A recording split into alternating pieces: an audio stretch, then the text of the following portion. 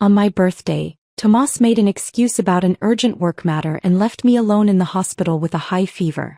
That evening, his childhood friend posted a picture on social media, her, Tomas, and a massive birthday cake. The caption read, "Someone who truly loves you will show up for your birthday no matter how important their other commitments are." No one liked the post because everyone knew exactly who she was aiming it at, me, the official girlfriend. I didn't react. I simply left a comment. "Wishing you both all the happiness in the world."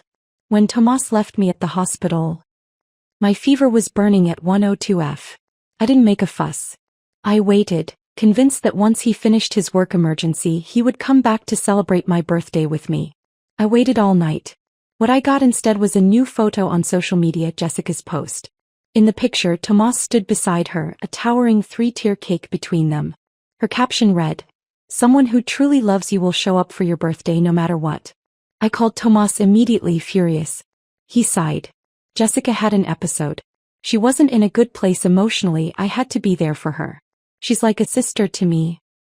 "Evelyn, stop thinking so dirty, will you?" Then he hung up. He didn't reach out for days. He had told me he was handling something urgent at work, that he would come see me once it was done.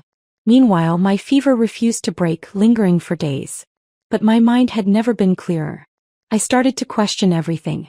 Was this relationship even worth continuing? This wasn't the first time we had fought because of Jessica. And every time Tomas would use the same excuse. "She's like a sister to me. Don't overthink it." Every time I had been the one to let it go, to smooth things over. But this time I felt nothing. No anger, no sadness. I slept soundly for the first time in a long while.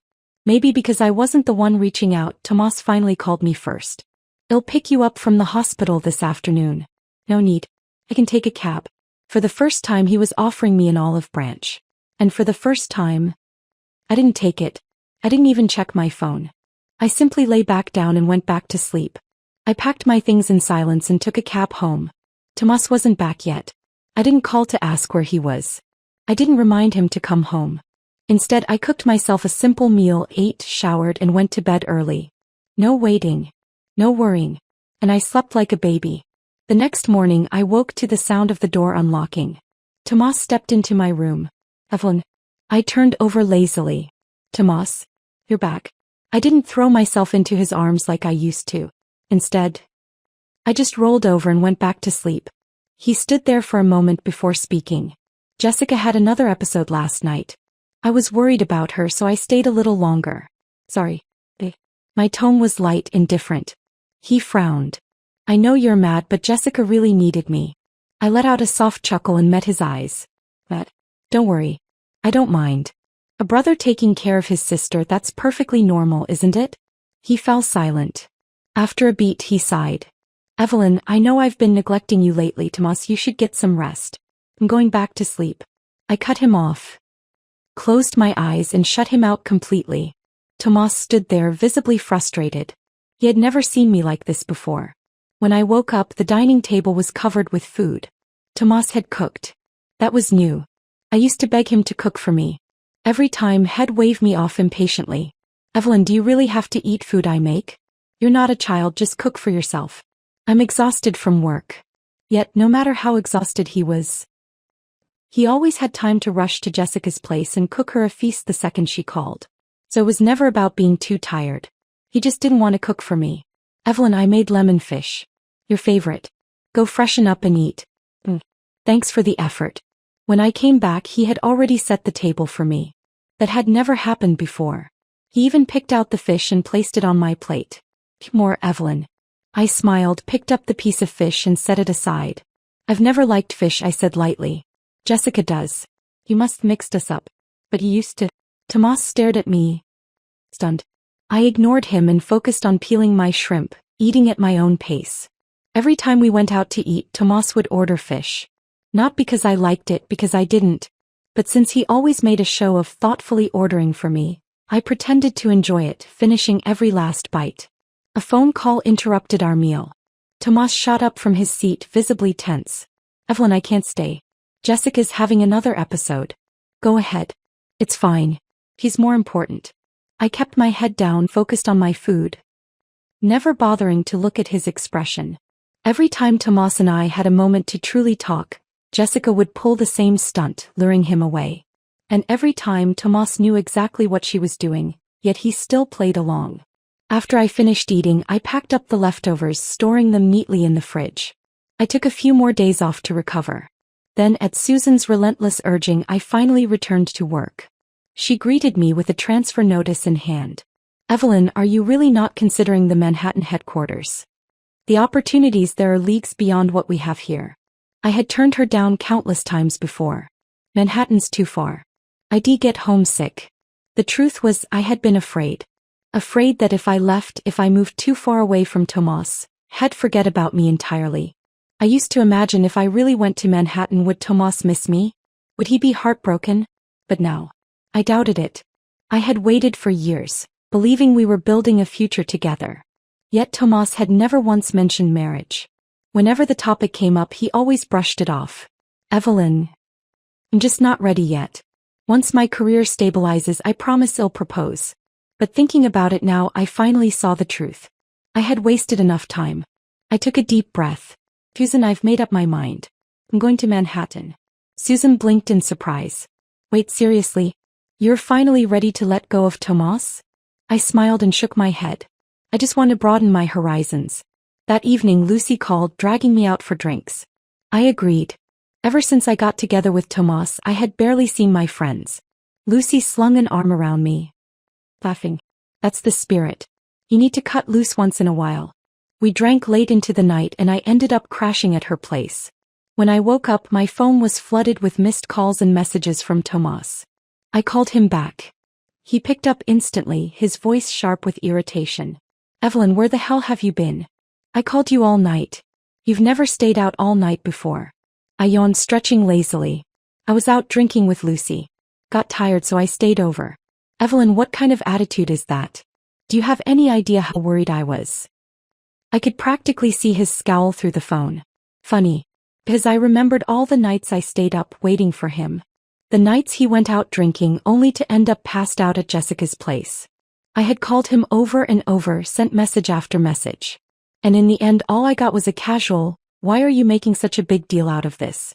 It was just one night."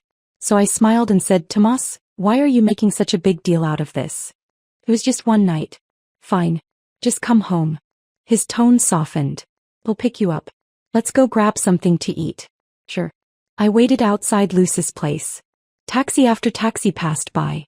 "Miss, need a ride?" a driver asked. I shook my head. "No, someone's coming for me." From his place to here, the drive should have taken 15 minutes. I waited for over half an hour. Finally, his car pulled up. And in the passenger seat sat a very familiar figure. "Jessica." The window rolled down. Jessica leaned out, her tone light and sweet. "Evelyn, I'm sitting in the front. You don't mind, right?" I climbed into the back seat without hesitation. Why would I mind? Tomas cleared his throat. "Jessica's power is out, so I figured we could all grab dinner together. That okay?" His eyes flickered to mine in the rearview mirror. I shrugged. "Fine by me." Tomas frowned slightly. Something was different. Before, I would have thrown a fit. But this time, I didn't say a word about Jessica taking the front seat. At dinner, Tomas cut up a steak and placed it neatly in front of Jessica. Jessica turned to me with a smile. "Evelyn, don't be upset, okay? Taking care of me has just become a habit for Tomas. I'm always the first thing on his mind." I smiled faintly. "Why would I be upset? You two have such a great sibling bond." Tomas, clearly uncomfortable, hurriedly cut a piece of steak for me as well. I didn't eat it. The waiter arrived with the last dish and glanced at Jessica with envy. "Miss, you're so lucky. Your boyfriend really loves you." Tomas' brows furrowed, his expression darkening, but Jessica basked in the compliment. "Evelyn, you're not mad, are you?" Jessica asked sweetly, but I knew better. She wanted me to snap, to lash out.